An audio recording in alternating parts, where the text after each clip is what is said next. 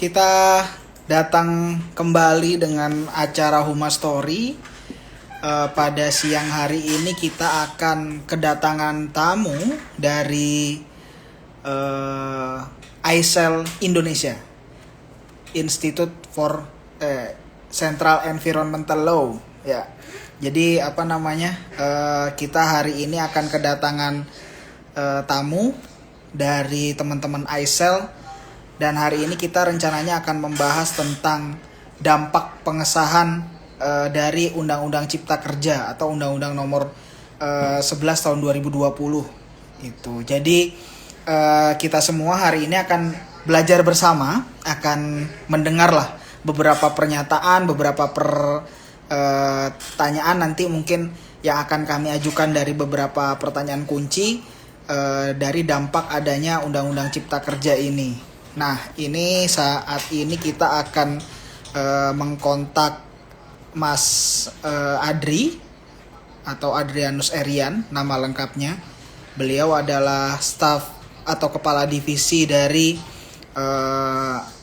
advokasi dan lahan dari ICEL. Saya akan coba kontak beliau.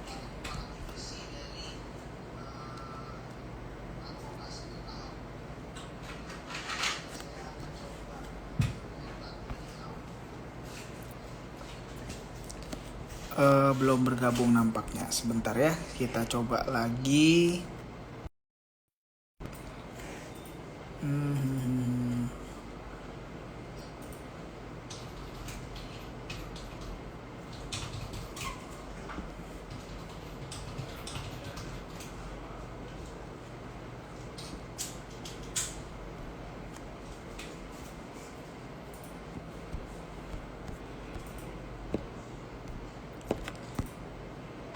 Jadi kalau kita dengar bahwa beberapa waktu ini setelah terbitnya Undang-Undang Nomor 11 tahun 2020 tentang Cipta Kerja, memang banyak sekali kekhawatiran, banyak sekali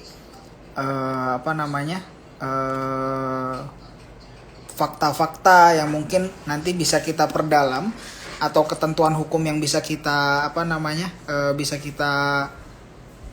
pertajam lagi bersama Mas Adri. Ya, ini saya coba menghubungi Mas Adri mungkin.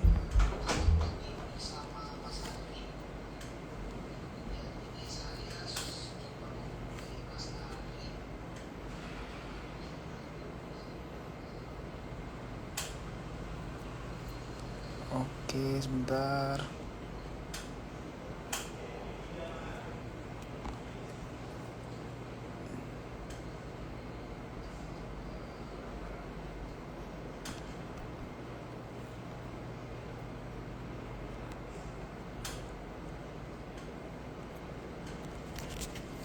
Ya, Mas Adri sudah bergabung ya nampaknya. Saya coba ini. Oh, belum ternyata. Saya coba.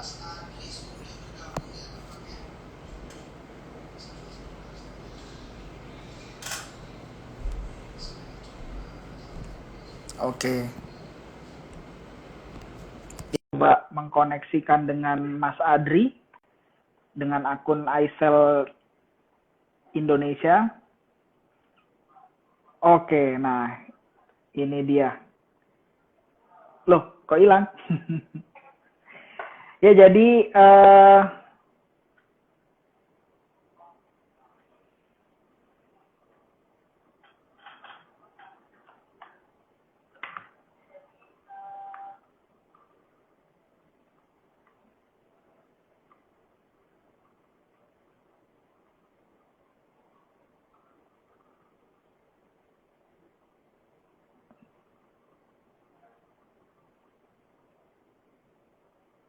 oke, Mas Adri dengan akun ICEL ya, sudah login dan sudah masuk, sedang kita kirimkan beberapa permintaan untuk akses.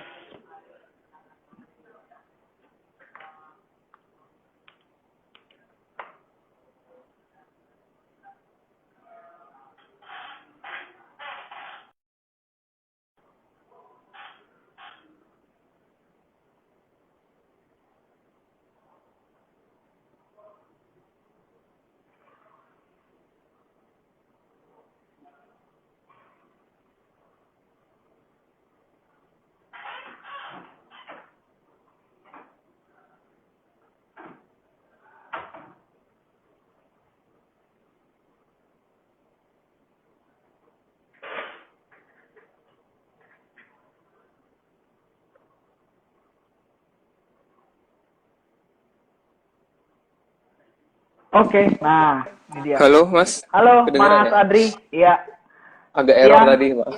iya Iya, santai aja. siang, Mas.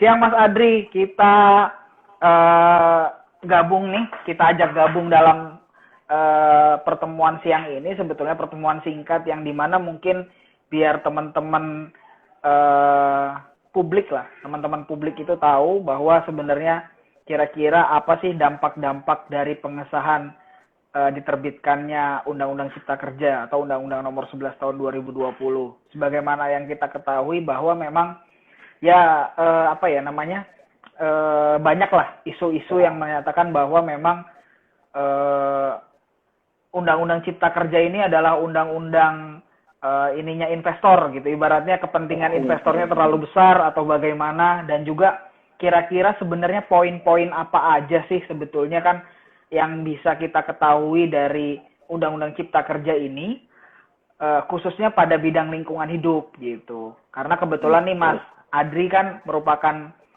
salah satu peneliti lah ya di ICEL, betul ya Mas? Atau saya Iya, salah nih? betul. Kalau salah nggak mungkin aku pakai akun Aisal Indoner. Oke, siap. Ya, jadi maksudnya Mas Adri kan sebagai salah satu peneliti di ICEL Indonesia ini, tentunya mungkin banyak melakukan pengkajian, banyak melakukan pembacaan terhadap undang-undang Omnibus Law ini atau undang-undang Cipta Kerja ini. Makanya mungkin kita akan memperdalam itu, Mas Adri.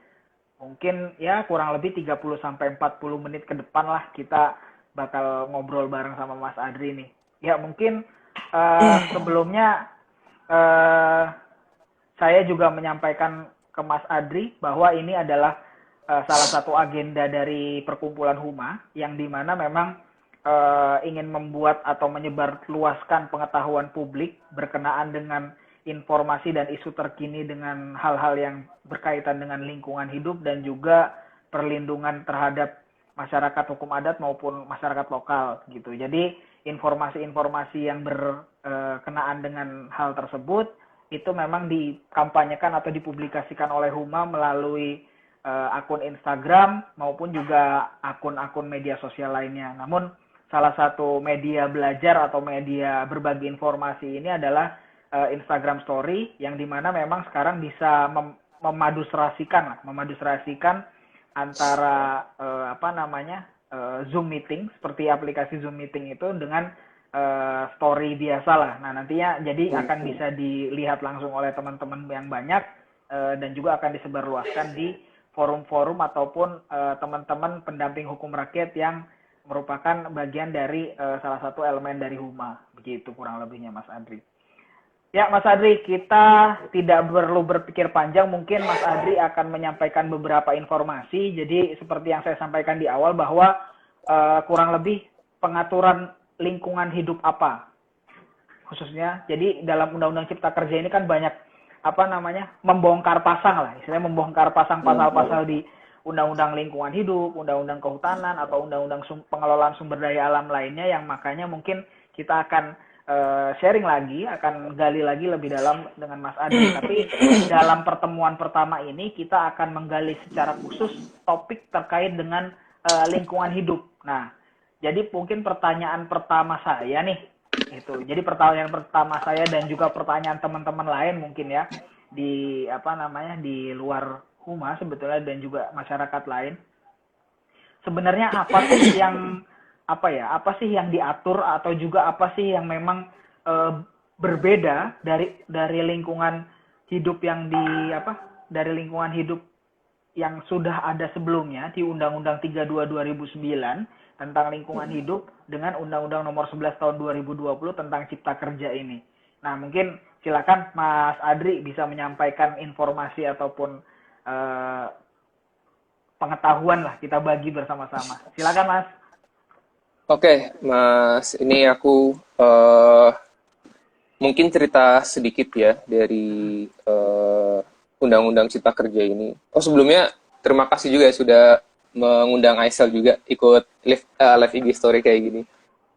Jadi sebenarnya Undang-Undang Cipta Kerja itu satu undang-undang yang mengubah banyak undang-undang lainnya secara bersamaan. Kalau yang kita tahu sekarang biasanya kan satu undang-undang mengubah satu undang-undang saja. Nah, ini satu ubah banyak sekaligus. Dan yang terdampak itu nggak karena ada banyak tadi. Kalau dalam pembacaan ISEL sebenarnya ada beberapa undang-undang terkait lingkungan, tidak hanya Undang-Undang 32 2009 saja yang terdampak. Di catatan kami ini ada Undang-Undang Kehutanan 41 tahun 99, Undang-Undang Pencegahan Pemberantasan Perusakan Hutan 18 2013, Undang-Undang Penataan Ruang, Perkebunan. Itu semua sebenarnya punya dampak terhadap lingkungan. Dan juga kalau teman-teman Huma pasti juga akan melihat ada dampaknya terutama ke masyarakat masyarakat adat juga terutama. Nah, jadi itu sebenarnya yang terjadi. Kenapa kemudian bisa dibilang Undang Cipta Kerja ini kok bisa berdampak ke lingkungan itu apa? Karena ada aturan yang diubah secara bersamaan dan kecenderungannya memang menguntungkan sebagian kalangan saja, terutama kalau dari rilis yang diberitakan oleh pemerintah ya untuk investasi. Apakah kalau misalkan kita berkomentar kayak gini berarti kita anti investasi? Tidak. Investasi memang baik kalau misalkan masuk ke dalam satu negara. Tapi yang menjadi pertanyaan adalah investasi yang seperti apa yang kemudian ditarik oleh Undang-Undang Cipta Kerja ini. Dengan adanya pelonggaran berbagai macam regulasi dan bahkan untuk sebagian kalangan dianggap memperlemah. Teman-teman buruh memprotes karena memperlemah ketentuan ketenagakerjaan. Teman-teman di LSM lingkungan protes karena dianggap memperlemah berbagai macam ketentuan terkait lingkungan. Nah, sebenarnya yang diperlemah itu apa sebenarnya? Kalau di ISEL kami sebenarnya melihatnya ada dua hal. Yang pertama itu pelemahan instrumen perlindungan lingkungan hidup. Adanya, jadi misalkan kalau dulu kita kenal ada yang nama izin lingkungan, sekarang menjadi persetujuan lingkungan. Nah, kayak gitu yang sebenarnya nanti akan kuceritakan lagi sebenarnya bentuk-bentuk perlemahannya itu seperti apa. Dan yang kedua yang sebenarnya mungkin lebih berbahaya adalah pembatasan hak publik atas lingkungan yang kami biasa nyebutnya 3 akses. Jadi ada akses informasi, akses partisipasi, dan akses keadilan. Nah, kenapa sih sebenarnya dua hal ini menjadi concern utama itu karena kita bisa lihat ya, misalkan mungkin aku cerita 3 akses dulu ya. 3 akses itu sebenarnya kalau kita lihat di Undang-Undang 32 2009 itu ada di pasal 65 ayat 2. Setiap orang berhak mendapatkan pendidikan lingkungan hidup, akses informasi, akses partisipasi, dan akses keadilan. Nah, 3 hal ini yang sebenarnya tuh ketika terjamin, maka oleh pembuat undang-undang diharapkan nih setiap orang nanti akan bisa mendapatkan hak atas lingkungan hidup yang baik dan sehat. Kalau 3 akses ini kemudian dibatasi, apa yang terjadi? Ya kita akan semakin jauh dari memperoleh hak atas lingkungan hidup yang baik dan sehat itu. Nah, 3 akses ini, kalau yang pertama itu akses informasi. Jadi keterbukaan dan transparansi itu akan membuka peluang bagi masyarakat supaya tahu sebenarnya hak atas lingkungannya itu apa-apa saja. Saya tahu bahwa pabrik, misalkan katakanlah pabrik tekstil di belakang rumah saya, ternyata menghasilkan limbah. Dan limbah itu kemudian mengotori katakanlah got di depan rumah saya, yang harusnya airnya jernih, tiba-tiba jadi pink. Saya juga nggak tahu ini pink ini pewarna atau jangan-jangan ada zat yang lebih berbahaya lagi. Kalau nggak ada akses terhadap informasi, kita nggak akan pernah tahu kan. Nah, itulah pentingnya kemudian kita punya akses terhadap informasi. Yang kedua, itu ada namanya akses partisipasi. Jadi dalam setiap pengambilan keputusan terkait lingkungan, kita, masyarakat, itu diharapkan punya partisipasi dari sejak merencanakan sampai ke pengambilan keputusannya. Ini yang kemudian ditunjukkan dalam berbagai ketentuan seperti misalnya AMDAL. Sejak menyusun AMDAL, masyarakat sudah dilibatkan. Pemrakarsa datang ke suatu tempat. Bapak Ibu sekalian, ini kami mau bikin bangunan, katakanlah hotel misalkan. Nanti hotel ini tuh akan ada di tanah seluas ini, kemudian nanti dampaknya ini mungkin nanti akan mengambil banyak air di sekitar daerah, mungkin nanti Bapak Ibu akan merasa sulit mendapatkan air dan sebagainya. Idealnya seperti itu, supaya masyarakat tahu, oh ternyata ada pembangunan seperti ini, dampaknya ke saya adalah seperti ini. Kemudian menyampaikan ke pihak pemrakarsa, kalau gitu terus gimana solusinya supaya kami tidak kesulitan air. Bentuk partisipasinya muncul, istilahnya tuh diskusi publiknya tuh ada di situ. Oh ya sudah kalau gitu, win solusinya adalah nanti Bapak Ibu akan dibantu, katakanlah misalkan ya, untuk membuat sumur bor atau apa, supaya nanti akses airnya tetap terjamin. itu adalah bentuk-bentuk partisipasi yang diharapkan atau didorong dengan adanya Undang-Undang 32. Dan di berbagai macam konvensi internasional pun sebenarnya sama narasinya. Deklarasi Rio tahun 92 juga bilang, pengelolaan lingkungan hidup akan lebih baik jika dilakukan dengan membuka partisipasi publik seluas-luasnya. Kenapa? Karena dampak lingkungan tuh nggak cuma ke tanahnya, nggak cuma ke airnya. Justru yang dampak terbesar tuh ya ke makhluk hidup yang ada di atasnya. Nah, itu akses partisipasi yang kedua. Yang ketiga, itu akses keadilan. Jadi akses keadilan ini dibuat supaya ketika masyarakat tidak mendapatkan akses informasi dan akses partisipasi, mereka bisa menuntut haknya, mereka bisa mengoreksi keputusan-keputusan yang dianggap tidak informatif dan tidak partisipatif. Jadi memang tiga akses ini saling melengkapi sebenarnya dan sudah dijamin dalam Undang-Undang 32 2009. Terus kenapa kemudian kami bisa bilang ada perlemahan? Tiga akses ini menjadi indikator kami untuk menentukan sebenarnya Undang-Undang Cipta Kerja ini jadi lebih bagus dan menjamin hak kita terhadap lingkungan atau malah semakin memperlemah. Jadi ketika kami menyatakan ini semakin kuat, ini semakin lemah, ada indikator yang kami gunakan. Salah satunya tiga akses ini. Nah, itu jadi bagian pertama sebenarnya yang menjadi concern utama kenapa atau tidak. Nah, kemudian kalau yang kedua, sebenarnya kalau teman-teman yang sedang menyaksikan ini penasaran sebenarnya apa sih yang diperlemah, baru beberapa hari kemarin kami juga sudah membuat post di Instagram. Teman-teman juga bisa baca di situ bentuk-bentuk pelemahannya itu apa sih. Mungkin sebagian aja yang gue ceritakan ya, daripada biar nggak redundant. Misalkan dalam AMDAL, tadi kan aku barusan ceritakan proses yang ideal itu seperti apa ketika masyarakat diberitahu, ketika masyarakat bisa berpartisipasi. Ternyata AMDAL yang tadinya ada lembaganya, Komisi Penilai AMDAL, di mana masyarakat bisa turut tergabung menjadi anggotanya, turut memperhitungkan ini kira-kira apakah sudah sesuai atau belum, kemudian apakah bisa dilanjutkan atau malah ditolak. Nah, itu sudah tidak ada lagi lembaganya. Diganti menjadi tim uji kelayakan yang nanti akan ditunjuk langsung oleh pemerintah. Pertanyaannya, partisipasi masyarakatnya sejauh apa kalau seperti itu? Karena memang tidak disebutkan apakah kemudian masyarakat bisa turut tergabung di dalamnya atau tidak. Kalau nanti misalkan dengan contoh yang sama seperti yang tadi ya, ada yang mau bangun hotel, terus kemudian masyarakatnya tidak disosialisasikan, ada yang protes. Loh, aturannya sekarang bilangnya nggak usah pakai komisi penilai AMDAL gini-gini kok, kan ada timnya langsung dari pemerintah untuk menguji kelayakan saya. Kayak gitu. Memang tetap masih ada instrumen untuk istilahnya environmental safeguard-nya memang masih ada. Tapi yang tadinya masyarakat bisa partisipasi, sekarang menjadi tidak bisa sekuat yang sebelumnya dalam hal partisipasinya. Yang kedua, misalnya terhadap akses informasi. Ada kewajiban dalam Undang-Undang Lingkungan 32 2009 yang bilang kalau misalkan ada suatu pembangunan ketika ada misalkan ya mau bikin izin lingkungan, itu masyarakatnya harus dikasih tahu dengan cara-cara yang mudah dipahami oleh mereka. Contoh paling simpelnya adalah kalau masyarakat yang ada di kota misalkan ya, yang paling gampang ya sebenarnya di website misalkan. Teman-teman bisa cek di website ini proses pembangunannya seperti apa dan sebagainya. Tapi yang jadi pertanyaan adalah bagaimana dengan masyarakat di tempat-tempat yang justru belum punya akses atau infrastruktur untuk informasi seperti itu. Jangankan website, mungkin internet belum ada. Nah, ini yang kemudian jadi masalah. Kenapa? Dan Cipta Kerja mengatur, ya diumumkan cukup lewat website saja. Apakah itu kemudian cukup untuk diketahui oleh masyarakat yang bahkan mungkin tidak punya HP atau bahkan belum punya akses internet? Dan selama ini sebenarnya pembangunan proyek-proyek yang terkait dengan sumber daya alam, itu sebenarnya ada di mana sih? Di kota yang masyarakatnya memang sudah melek teknologi semua?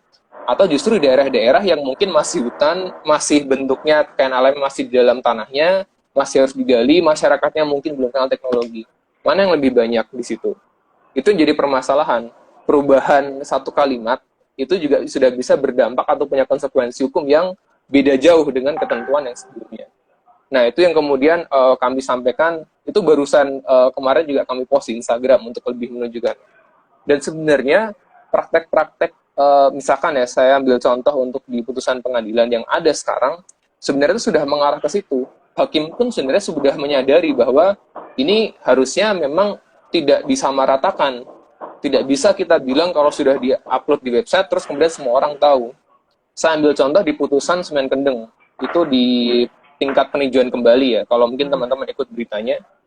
Di situ masyarakat di penggugatnya, masyarakat yang ada di Kendeng sana itu dimenangkan karena dalil itu saja. Jadi sebatas karena hakim menilai kalau misalkan perusahaan bilang saya sudah umumkan kok di website, itu tidak cukup. Itu hakim yang bilang ya, bukan saya ya. Hakim mempertimbangkan bahwa perusahaan harusnya juga melihat kondisi masyarakat yang ada di sana. Apakah mereka bisa mengakses internet setiap hari? Apakah bahkan belum tentu mereka baca koran setiap hari? Kok tiba-tiba ada pengumuman di website yang mungkin mereka tidak tahu cara mengaksesnya seperti apa, kemudian ada pembangunan pabrik seperti itu. Dan hakim kemudian memenangkan para petani kendeng itu hanya karena dalil tidak terpenuhinya akses informasi itu tadi.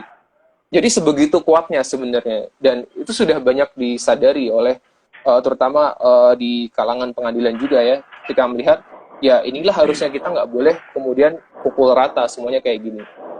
Itu yang kemudian kami khawatirkan menjadi lebih lemah dalam ketentuan di Undang-Undang Cipta Kerja. Oke. Nah, jadi itulah sedikit, mungkin itu sedikit gambar dari dua pertanyaannya Mas Agus tadi ya, ketika melihat sebenarnya apa sih yang berdampak. Dan ini masih dari satu undang-undang saja. Tapi itu kira-kira, mungkin kalau mau dilanjutkan, pertanyaan berikutnya silakan.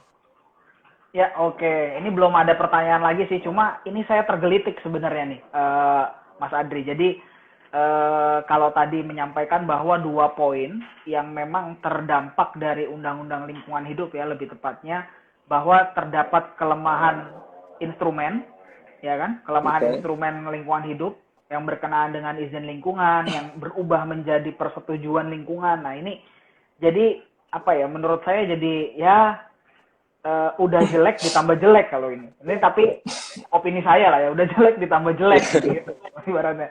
Jadi agak unik sih, makanya tapi mungkin perlu penjelasan lagi nih. Jadi kayak misalnya kalau dulu kan kita harus izin lingkungan yang dimana juga mengutamakan 3 akses tadi ya, 3 nilai akses tadi. Betul.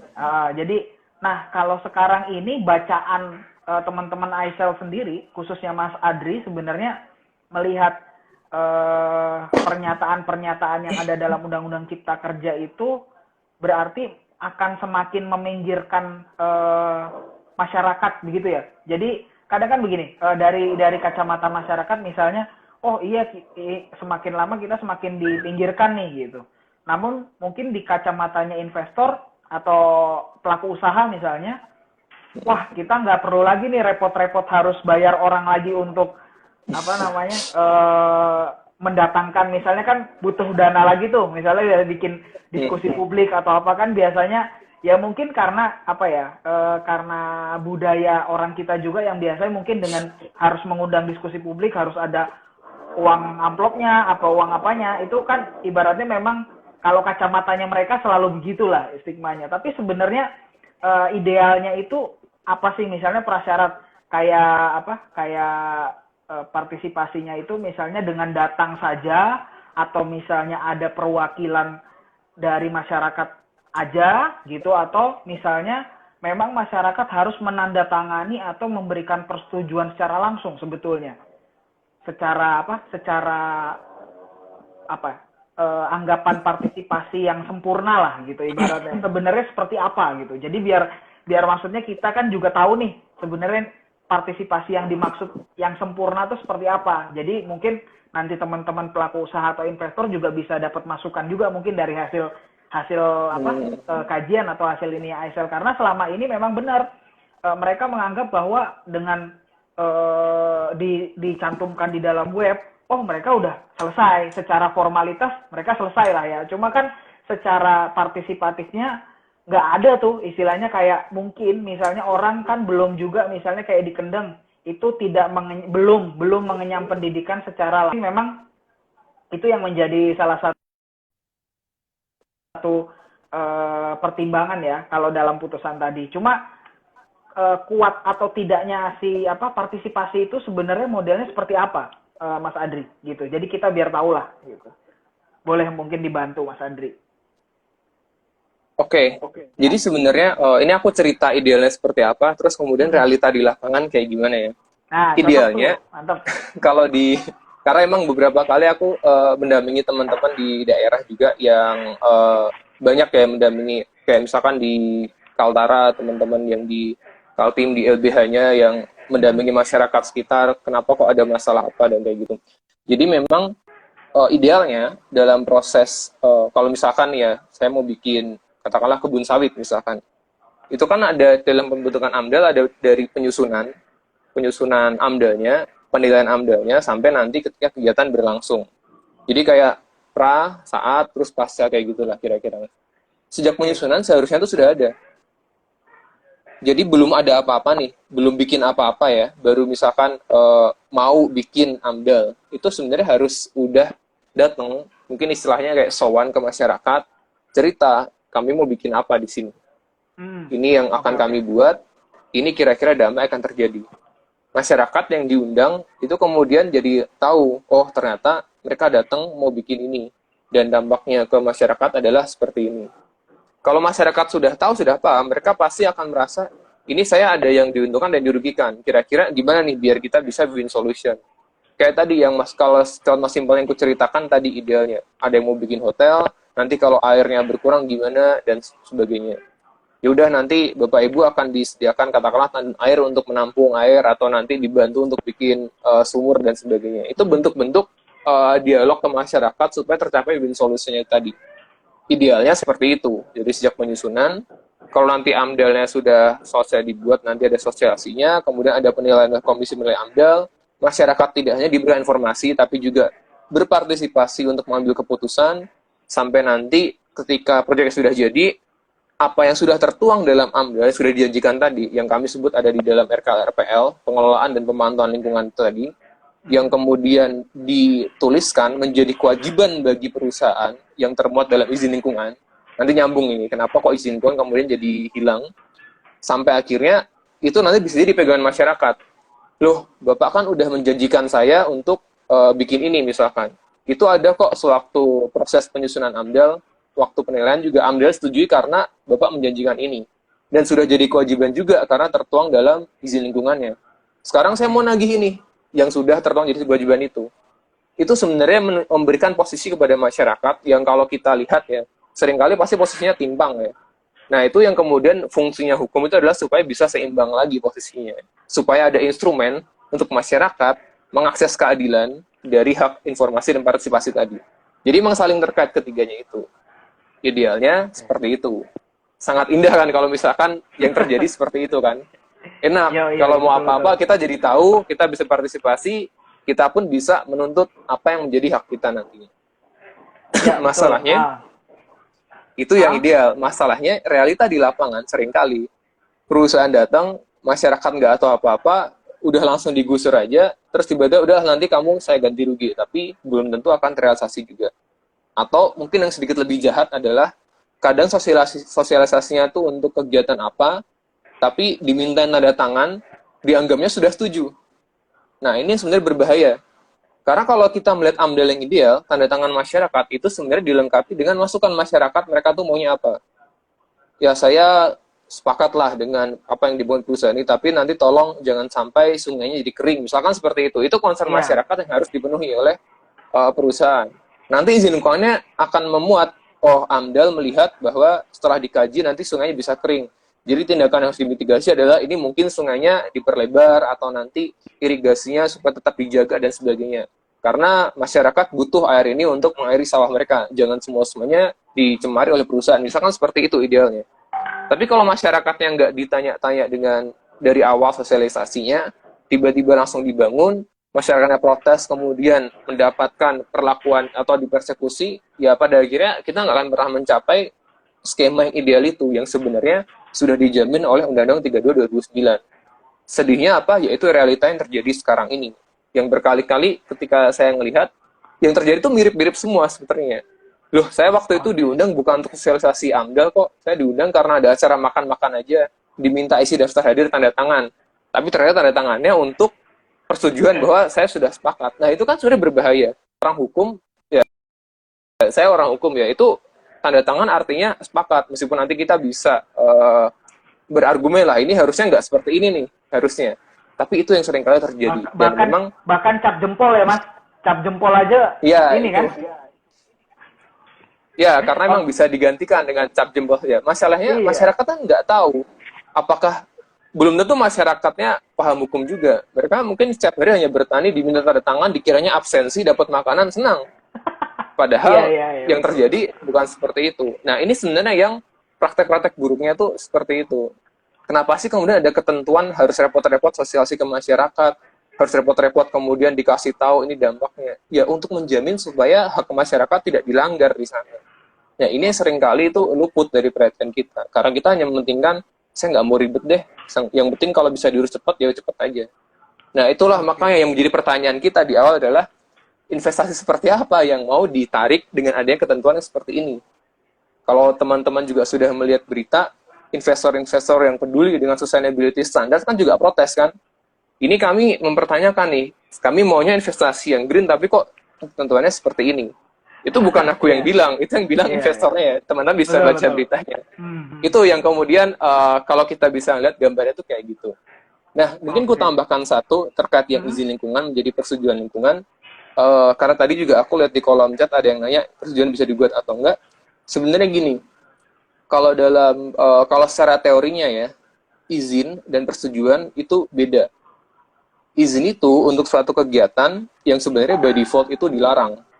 Tapi karena dia memberikan manfaat tertentu yang dianggap manfaatnya lebih banyak dibanding kerugiannya, akhirnya diperbolehkan dengan aturan yang ketat.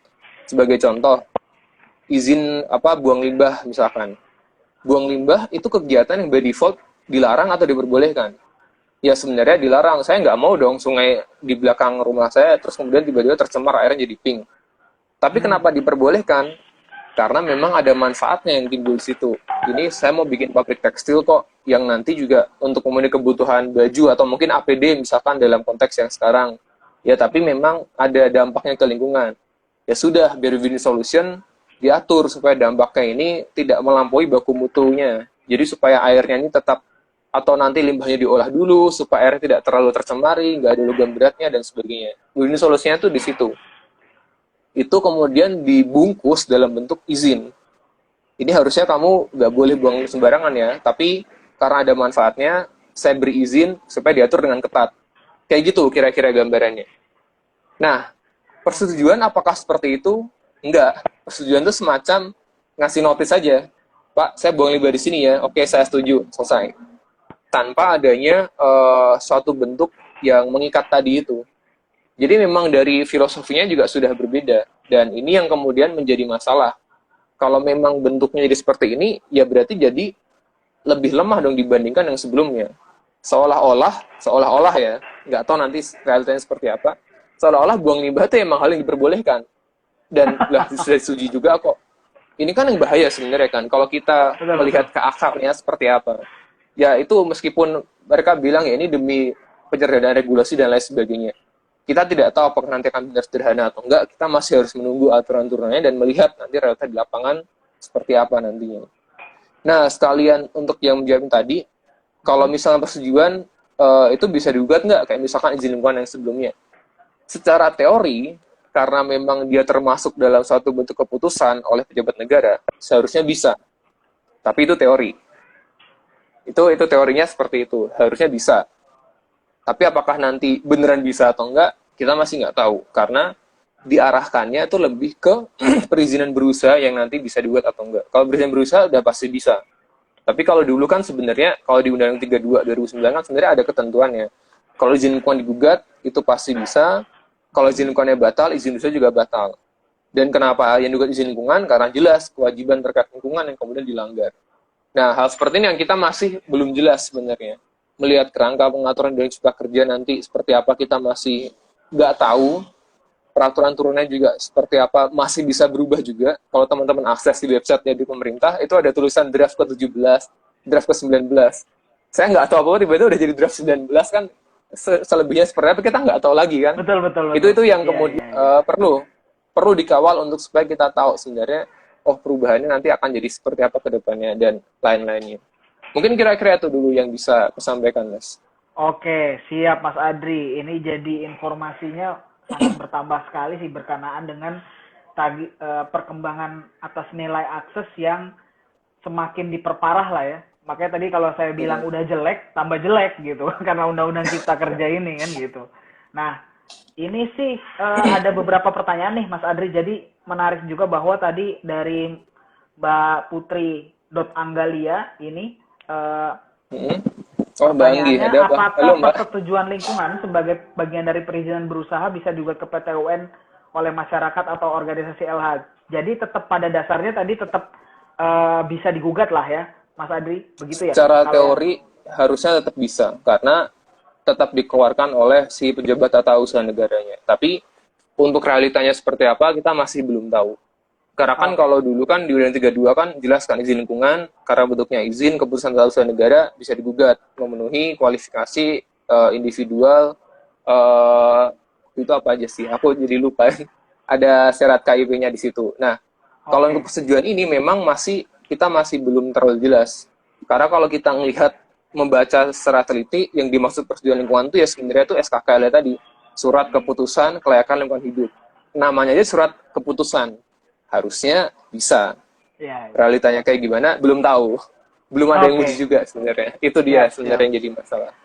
Oke, jadi kalau dulu kan apa namanya izin lingkungan ini kan dikeluarkan oleh ini ya di komisi AMDAL itu ya, Mas Adri, betul nggak? Atau Izin bagaimana? lingkungan oleh tergantung di level mana. Kalau di level provinsi gubernurnya, kalau di level kabupaten bupatinya kayak gitu.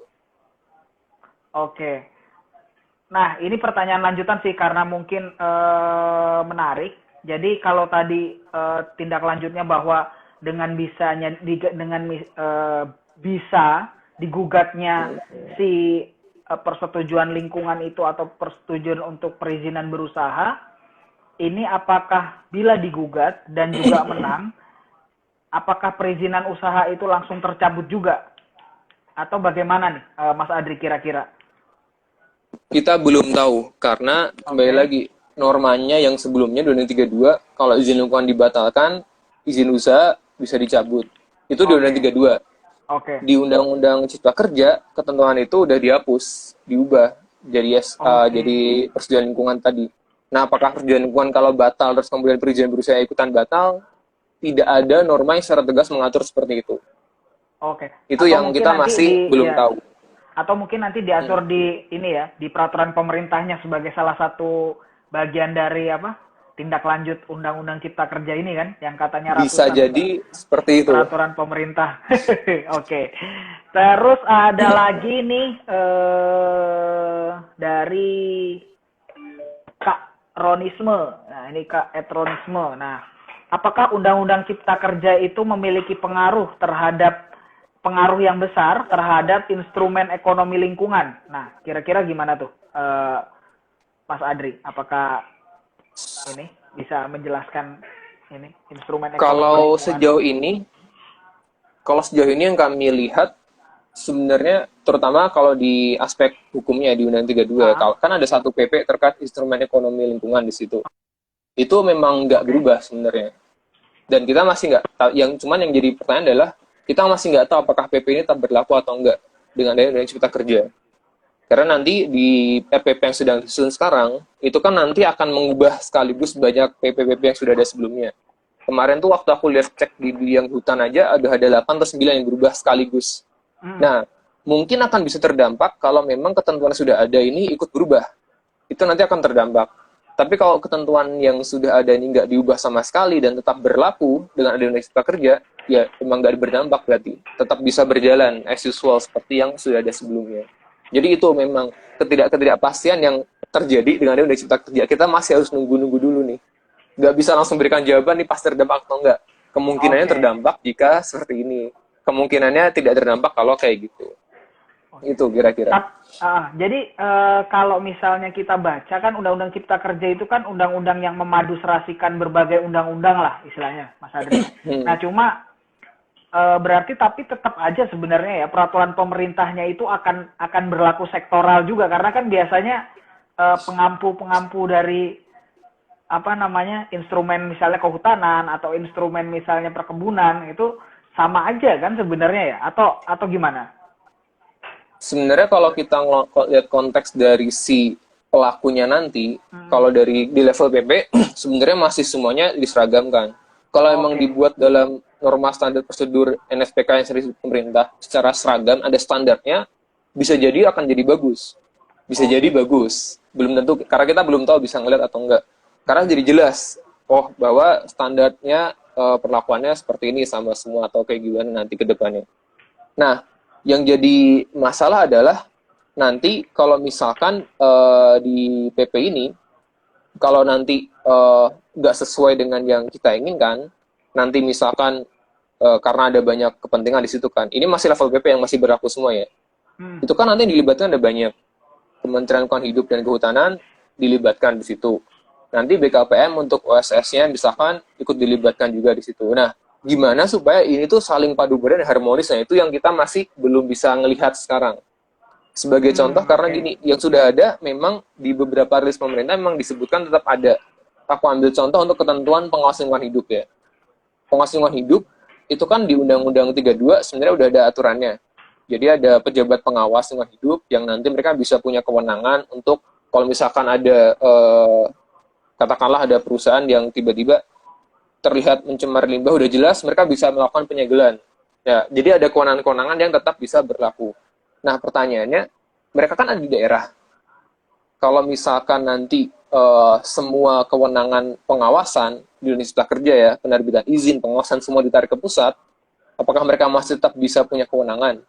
Nah, itu yang kita masih belum tahu. Yang di daerah seperti apa nantinya. Bisa jadi tetap diberi, bisa jadi tetap ada, karena di undang-undangnya memang masih ada kewenangannya. Tapi untuk berlakunya nanti seperti apa? Karena seringkali permasalahan-permasalahan di daerah itu yang timbul adalah, ya itu tadi, aturan yang teknisnya itu tadi, yang mungkin nanti akan mulai kelihatan ruwetnya itu nanti ketika PP-nya udah jadi. Oh, PP-nya berubah, tapi tadinya saya kan pakai permen LHK, terus sekarang jadinya pakai aturan yang lainnya. Nah, ini nanti perubahannya jadi seperti apa nanti ke depannya. Nah, itu yang kita masih belum tahu ke depannya. Contoh lain lagi adalah untuk kewenangan penerbitan izin misalkan. Semuanya kan jadinya ditarik ke pusat kan jadinya kan. Banyak yang ditarik ke pusat. Nah, nanti daerah dapat apa? Itu sering kali juga muncul pertanyaan-pertanyaan kayak gitu. Nah, nanti daerah bisa mengawasi nggak? Misalkan kayak gitu kan pengawasan ke pusat. Kalau misalkan saya mengawasi, kewenangannya dari mana? Misalkan kayak gitu.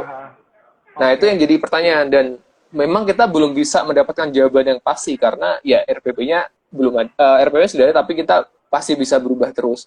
Itu juga yang kemudian menjadi nanti mungkin akan jadi ribet lagi. Mungkin nanti akan jadi masalah baru lagi, karena mungkin kasih tahu satu hal lagi ya, pengawas lingkungan hidup sebagai perbandingan, kalau kita waktu itu, karena kan kita kan di Undang-Undang Cipta Kerja kan pakainya kan regulasi berbasis risiko kan, itu kalau di beberapa referensi yang kami lihat di negara lain, sebagai contoh di New South Wales, mereka juga pakai regulasi berbasis risiko, pengawasnya 200 orang. Di Indonesia satu provinsi bahkan ada yang belum punya sama sekali. Itu di data tahun 2019 akhir. Karena ini yang kemudian kami menyebutnya itu sebagai konsekuensi dari pemilihan instrumen. Konsekuensi dalam artian gini simpelnya. Konsekuensi saya naik motor ke kantor apa? Ya kena debu asap, tapi mungkin lebih cepat karena nggak terjebak macet. Konsekuensi saya pakai mobil apa? Ya mungkin lebih dingin, tapi nanti kejebak macet. Jadi bisa berubah konsekuensi yang terjadi. Konsekuensi pakai risk-based regulation apa? Ya kamu harus tahu tingkat risiko yang ada di masing-masing daerah seperti apa, datanya harus ada, pengawasannya juga harus kuat. Itu juga yang disampaikan oleh pemerintah kan. Nanti pengawasan akan kami perkuat. Pertanyaannya, yang ngawasin berapa? Jawab aja dulu itu. Karena dengan contoh yang kami lihat di New South Wales nggak luas banget, bahkan kita lihat di peta ya, 200 yang ngawasin, mirip seperti PPLH. Di kita, satu provinsi, yang mungkin luasnya beberapa kali lipat dari New South Wales, data 2019 dari Gakum, PPLH-nya nggak seberapa, bahkan ada yang masih belum punya sama sekali.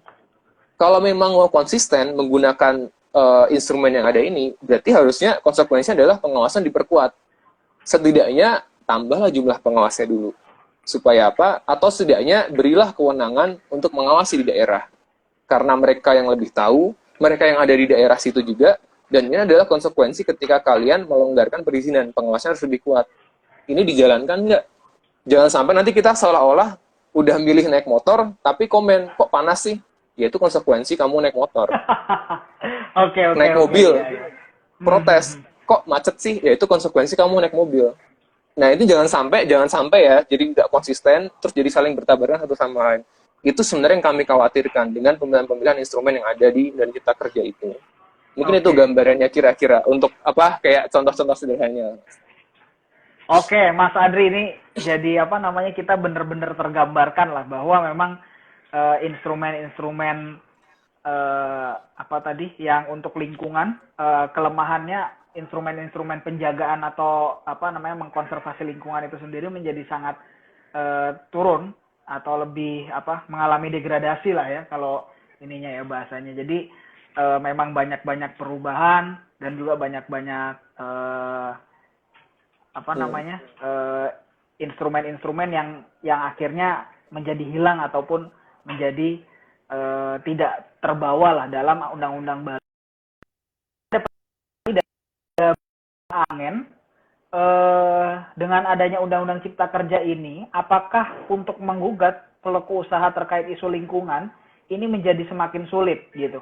Apakah juga dipengaruhi gitu? Mungkin Mas Adri. Jadi kan apakah undang-undang cipta kerja ini juga memengaruhi proses-proses misalnya kayak untuk melakukan citizen lawsuit atau misalnya melakukan gugatan class action gitu misalnya, itu apakah akan sulit juga? Atau misalnya proses-proses yang dilalui oleh masyarakat Kendeng misalnya, masyarakat Kendeng di Rembang itu melakukan gugatan lingkungan itu apakah juga semakin sulit atau seperti apa kira-kira potensi yang di ke depan dengan adanya undang-undang cipta kerja ini? Kalau masyarakat berarti ada dua kemungkinan, ke tata usaha negara Petun yang digugat tuh surat keputusannya atau secara perdata. Secara perdata mungkin memang nggak banyak berubah. Yang tetap berat adalah yaitu punya bukti nggak buat gugat bahwa kamu menimbulkan kerugian buat saya. Tapi itu memang permasalahan sampai sekarang masih ada. Permasalahannya kayak semacam eksekusi itu masih ada dan tidak diperbaiki karena nggak ada perbaikan apapun dari situ. Itu dari perdata seperti itu. Dari tata usaha negara yang sebenarnya juga banyak dilakukan oleh masyarakat sekarang, Kendeng itu ke PT UN karena yang digugat surat keputusannya. Ada syarat kalau misalkan gugatan harus diajukan dalam jangka waktu 90 hari setelah keputusan tata usaha negara diterbitkan. Terkait dengan akses informasi tadi kan. Kalau kita nggak tahu informasinya, gimana kita bisa comply dengan ketentuan 90 hari itu? Memang sebenarnya bisa diargumentasikan bahwa tidak dihitung dari semenjak diterbitkan, tapi dihitung dari semenjak kita tahu, misalkan kayak gitu. Jadi memang konsekuensinya nanti berurutan tuh nanti. Kalau nggak diinformasikan dengan baik, belum tentu nanti bisa comply dengan 90 hari. Kalaupun 90 harinya, misalkan ya, berbagai macam dalilnya itu bisa dilalui, pertanyaannya, kalau yang saya gugat persetujuan lingkungan tadi, bisa membatalkan perizinan berusaha nggak? Kita nggak tahu, karena kan instrumennya berubah, tidak seperti yang dulu lagi. Yang kedua, misalkan kalau perizinan berusaha yang saya gugat, nanti akan bisa membatalkan semuanya nggak? Ya, kalau dimenangkan secara teori bisa dibatalkan. Tapi untuk menguji teori ini, ya harus ada yang mau mencoba gugat nantinya. Ada siapa yang mau mencoba gugat, silakan. Itu nanti perizinan berusaha harusnya sih seperti itu. Jadi aku nggak bisa memberikan jawabannya seperti apa, cuman bisa menebak-menebak dari yang sudah terjadi nanti ke depannya kayak gimana. Nah ini yang mungkin menimbulkan ketidakpastian juga nantinya. Beneran bisa atau enggak kayak gitu. Berarti memang ada potensi-potensi untuk melakukan gugatan, cuma mungkin kemungkinan untuk apa namanya proses-prosesnya ini yang agak lebih sulit mungkin ya Mas. Jadi kan apa namanya melakukan gugatan ke pengadilan itu kan tidak semudah orang membalikkan tangan tuh ceritanya ya kan. Betul, jadi memang proses-prosesnya sangat panjang, prosesnya butuh biaya yang cukup besar juga. Nah itu kan mungkin yang memang perlu dipertimbangkan juga lah. Nah itu juga betul. Jadi ya memang ini. Kalaupun menang, nah ini Mas, kalaupun menang belum tentu nanti bisa dieksekusi juga. Betul nah, itu. Padahal ini permasalahan yang real ya, real ya. Sudah terjadi banyak. Kita kan berharap ya kalau ada regulasi baru harusnya tuh bisa memudahkan atau bahkan menyelesaikan masalah-masalah ini. Betul. Tapi kok jadi nambah-nambahin masalah. Nah ini yang jadi orang jadinya marah kan ngelihatnya kan. Iya, itu. Iya. Betul banget itu, betul banget. Ya, oke, karena udah hampir 50 menit nih, hampir 40 menit. Mungkin saya akan batasi satu lagi pertanyaan, Mas Adri. Jadi untuk ini, dari Kak Timotius ini tadi sudah cukup terjawab bahwa dengan adanya Undang-Undang Cipta Kerja, kewenangan untuk mengeluarkan izin usaha kan kembali kepada pemerintahan pusat. Nah, oke.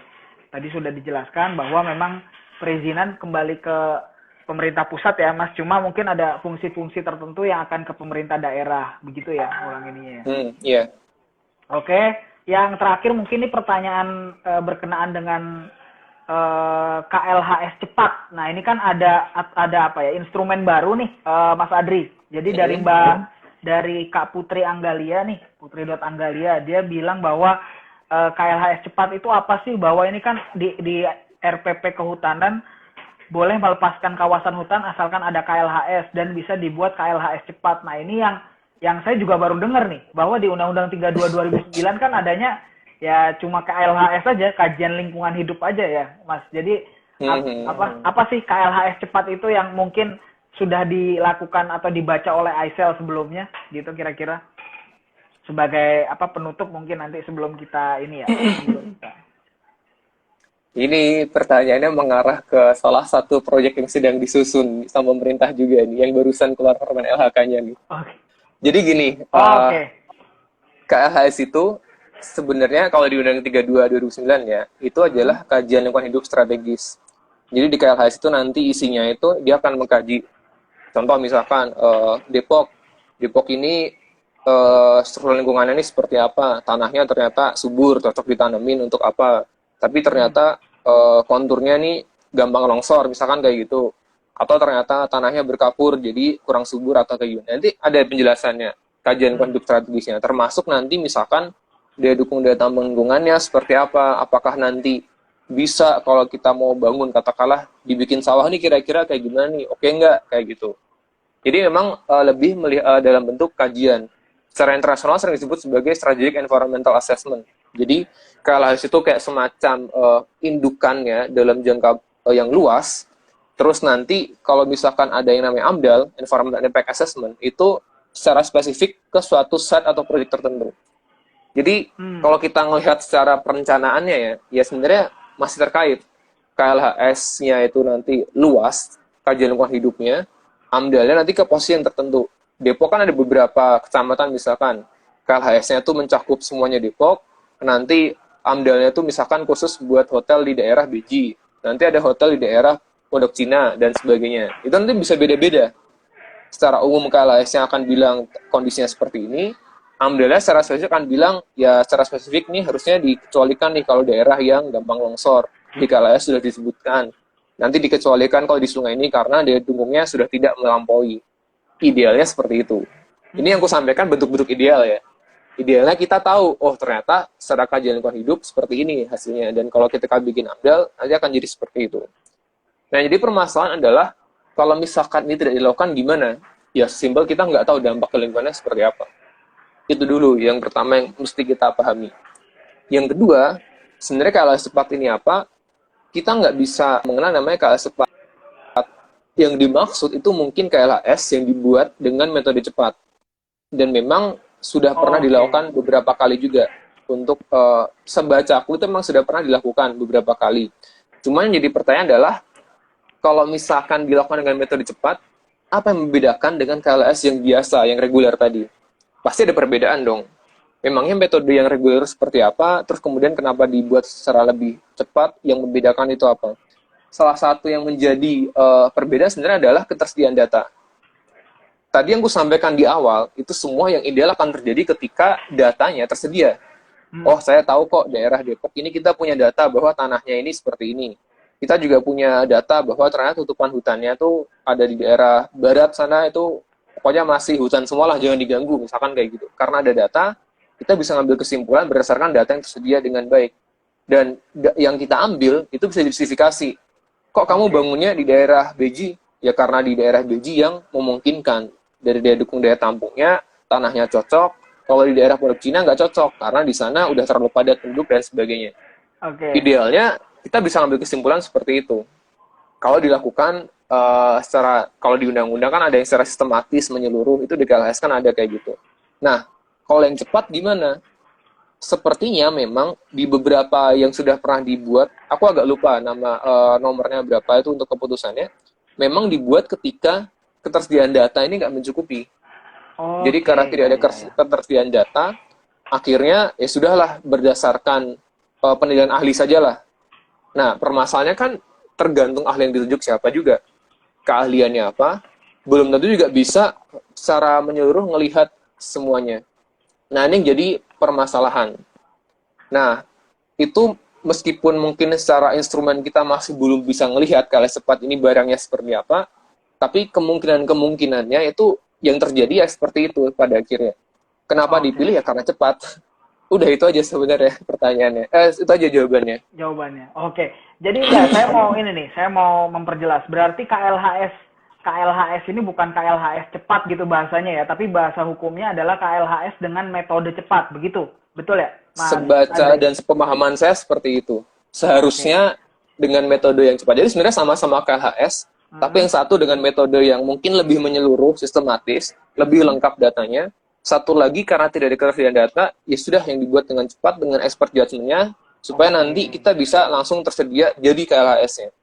Harusnya barangnya tetap sama, cuma dibuat dengan metode yang berbeda. Ini mungkin ibaratnya kayak skripsi, yang satu metodenya cuma normatif, satunya metodenya empiris. Iya. Beda kan kalau kita bikin skripsi cuma dari baca literatur, terus ya udah masukin teori semua. Satunya lagi beneran melihat ke masyarakat, ngambil kuesioner, nanti hasil datanya seperti apa. Pasti akan tetap beda nanti hasilnya, meskipun melihat pada objek penelitian yang sama. Kira-kira gitu sih gambarannya. Jadi yang membedakan adalah metode aja ya, bukan prosesnya sebenarnya gitu ya. Cuma kalau sepemahamanku itu.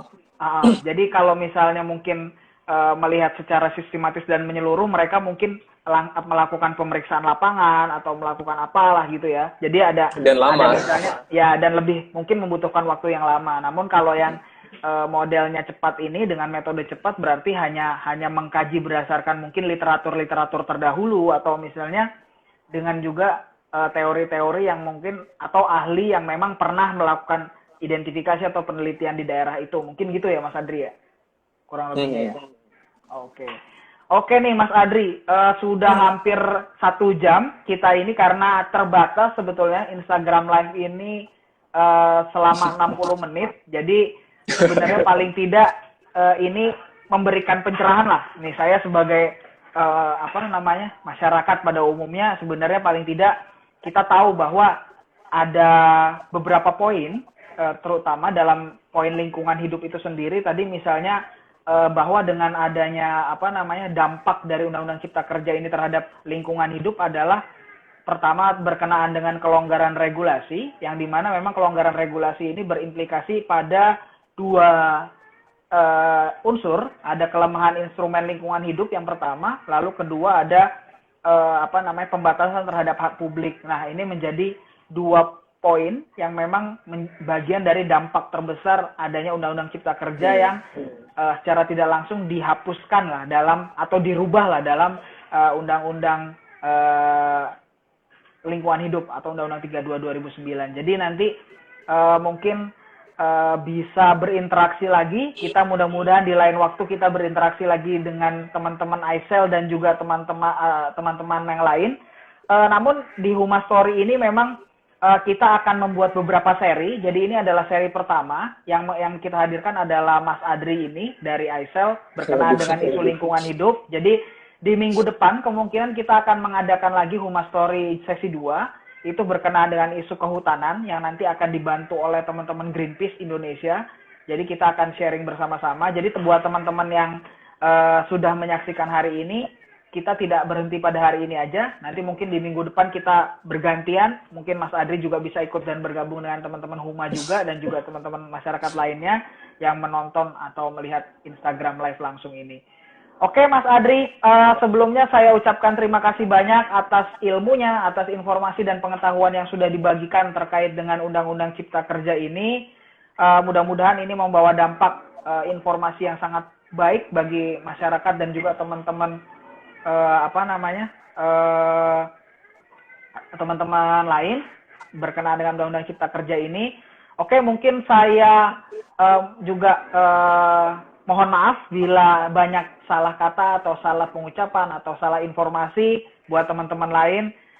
Jadi saya ucapkan terima kasih sekali lagi dan juga selamat siang dan sampai jumpa di minggu depan teman-teman Huma yang lain. Makasih banyak Mas Adri. Oke, sampai Makasih jumpa di juga. lain waktu. Oke. Ini Mas Bimo sama Mas Heru ya, aku lupa tadi. Mas Bima, saya Bima. Aku dihubungin 2 orang dari rumah. Iya, Jadi yang mana oke. ya? Lupa. Saya Bima. Oke, Mas. Jadi, oke Mas Adri, makasih banyak. Mudah-mudahan minggu Ya, depan bisa sama-sama. bergabung juga. Oke. Makasih, See you. Mas. Siap, makasih teman-teman semua.